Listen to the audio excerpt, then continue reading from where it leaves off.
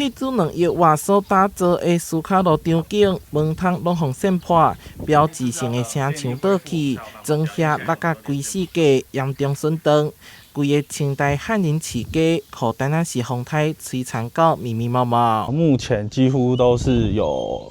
建筑物的部分都是有损毁的，因为这块区域目前还没有剧组未来要做使用，所以我们可能还是会尽快修缮。